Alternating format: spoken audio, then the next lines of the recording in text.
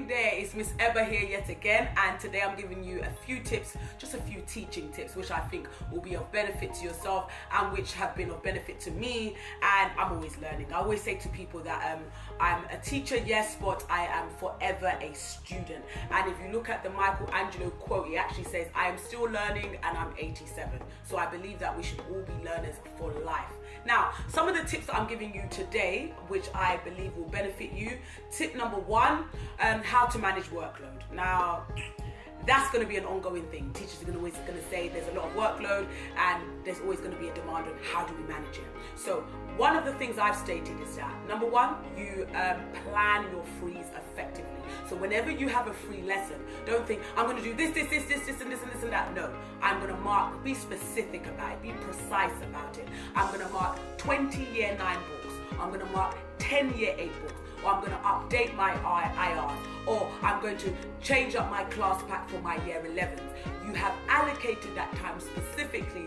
That way you get more done and you are effective within that time. I've also said a way of managing workload is also spacing out your marking. Sometimes you may find yourself marking on a train, marking on a bus, marking in your sleep, thinking about marking all of the time. But if you space it out, that you say, you know what, I'm going to mark 20 books over these 2 periods of days, or I'm going to mark 3 year 9 books on this free lesson, or I'm going to mark 50 books over this time, or I'm going to have in my half-term time, I'm going to do marking for 3 days. So allocating time specifically for that marking load is always going to be a bit tedious. In English, it's a bit more tedious than other subjects because you always have to write and feed back. But these are ways that you can manage it by spacing out the time. As well, another teacher actually taught me another great thing is that having a code, so having a paper code that she has. So she puts down on her paper code and she outlines, okay, were you able to fulfill this? Have you added capital letters? Have you done this? And she literally adds this at the end of every one of her markings and she ticks them off. So she doesn't rewrite, you have got bad spelling, you need to do this, what went well here, even better if here. She has this allocated code, which I'll show you actually at the next talking that we have engagement together, and that you'll be able to follow that for yourself. So another tip I will give you is to engage totally and then disengage. Now, how are we going to do that, Miss Eba? How are we going to be totally engaged and then disengage as well? What I mean by that is don't take everything to heart. I see some teachers, oh my gosh, that student said that to me. They called me this, they called me that. I've had students say manner of things to me, but it just drops off my back. It just comes, it doesn't mean anything to me because I think your students, number one, your young people, know I cannot take it home. I cannot take it in my heart and think, oh my gosh, why did this person say that? Why did this person? You need to have a high level of resilience within this game. You cannot take everything to heart. You have to thoroughly engage and say, you know what, I want the best for my students, but then you have to be able to disengage when they do give you negative behavior, or if they do say something to you that is quite disrespectful or quite challenging or just rude. You have to be able to disengage with that. Another one of my tips for yourself today is to plan your lessons in sequences. So I know we can only plan once students have learned, and then we can understand what we want to then teach them off the back of what they've learned within a specific session.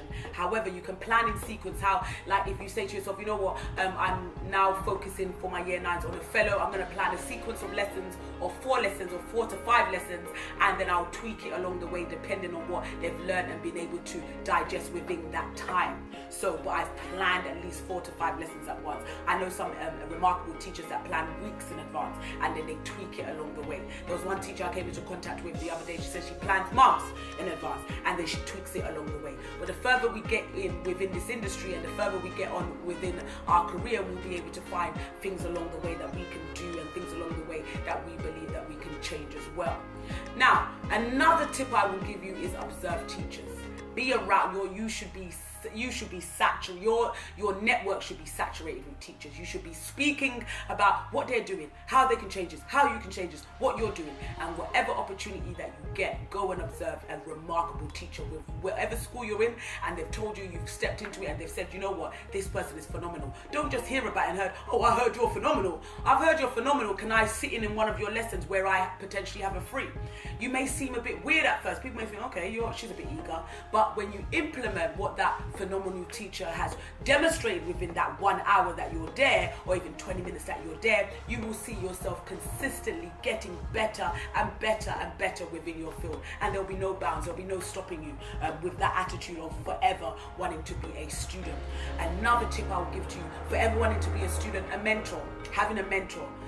We can't just be mentors to young people all the time. We also need to have a mentor. I tweeted it the other day that every mentor needs a mentor, and that mentor needs a mentor, and then that mentor needs, because how are we going to grow? How are we going to develop if we just think, oh my gosh, I'm a teacher, I cannot learn from anybody else because I am a teacher? No, you are a teacher, so you must be the best student ever in life because of that ability that you have to impart knowledge onto other people. You should then be able to have knowledge imparted onto you. So those are just a few tips that I have for you today. Like I said, there's going to be many more tips that I'm going to have for you, and there's going to be many more things that I'm going to learn myself, which I will transfer onto yourself. And I believe that if you apply it, that I believe that you will really go far in your teaching career in life. Lastly, what I would like to say as well is that all the tips I have given you, if there's any specific tip that you need a bit more clarity on, that you think, you know what, Miss Eba, I don't understand what you meant there, or how am I going to do that? What do you mean by that? Just email me, contact me. I don't mind going in greater detail for that for you. Thank you so much for your time. Have a great day. Bye.